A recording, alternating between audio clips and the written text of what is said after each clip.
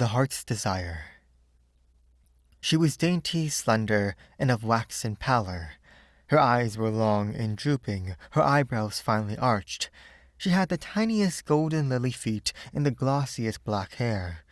Her name was Li Zhong Aoxin, and she lived in a sad, beautiful old palace surrounded by a sad, beautiful old garden, situated on a charming island in the middle of a lake. This lake was spanned by marble bridges, entwined with green creepers, reaching to the mainland. No boats were ever seen on its waters, but the pink lotus lily floated thereon, and swans of marvelous whiteness. Li Zhong Aoxin wore priceless silks and radiant jewels. The rarest flowers bloomed for her alone. Her food and drink were of the finest flavors, and served in the purest gold in silver plates and goblets. The sweetest music lulled her to sleep. Yet Li Zhong Aoxin was not happy. In the midst of the grandeur of her enchanted palace, she sighed for she knew not what. "She is weary of being alone," said one of the attendants, and he who ruled all within the palace, save Li Zhong Aoxin, said, "Bring her a father." A portly old mandarin was brought to Aoxin. She made humble obeisance, and her august father inquired ceremoniously as to the state of her health, but she sighed and was still weary. "We have made a mistake. It is a mother she needs," said they. A comely matron, robed in rich silks and waving a beautiful peacock feather fan, was presented to Aoxin as her mother. The lady delivered herself of much good advice and wise instruction as to deportment and speech, but Aoxin turned herself on her silken cushions and wished to say goodbye to her mother. Then they led Aoxin into a courtyard which was profusely illuminated with brilliant lanterns and flaring torches.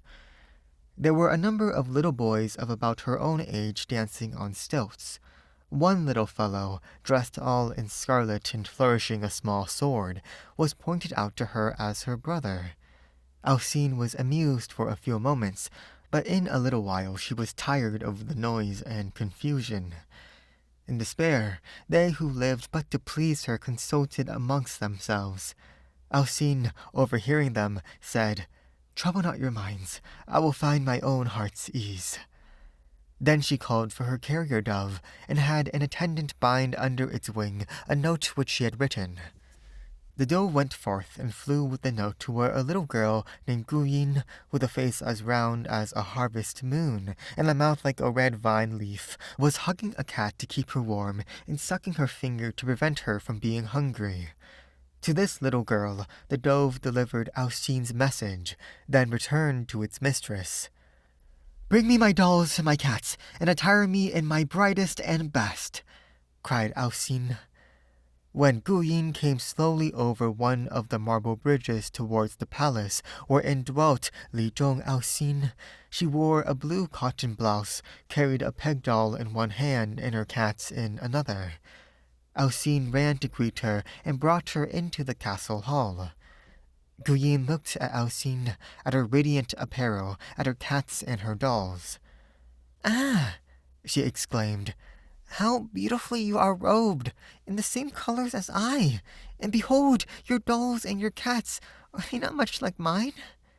"Indeed they are," replied Aoxin, lifting carefully the peg doll and patting the rough fur of Guyin's cat. Then she called her people together and said to them, "Behold, I have found my heart's desire, a little sister."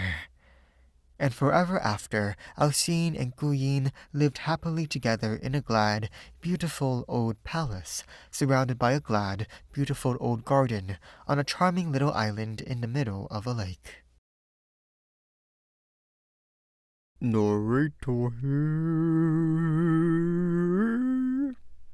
I like that this person adopted a sister and then was like happy, like this was so wholesome. Like she just adopted someone and then she was happy. You could have been a daughter or whatever, right? At that point, you're kind of like a mother because, like, I feel like you're that age difference. It felt like a kind of an age difference. I don't know though. Maybe it's not. I don't know. Anyways, like, I hope that after this adopted person dies, because I'm assuming that she's this protagonist seems like kind of like an immortal elf or something, right? That's the vibe we're getting, because we're producing moms and dads left and right. I'm pretty. This person seems like they're gonna live forever. But I hope that after this person, like her sister dies, she's gonna start like fostering humans. Is that dehumanizing? It's probably not. Maybe she can do it, I don't know. But fostering humans, just give them a home, for the greater good. Anyways, bye.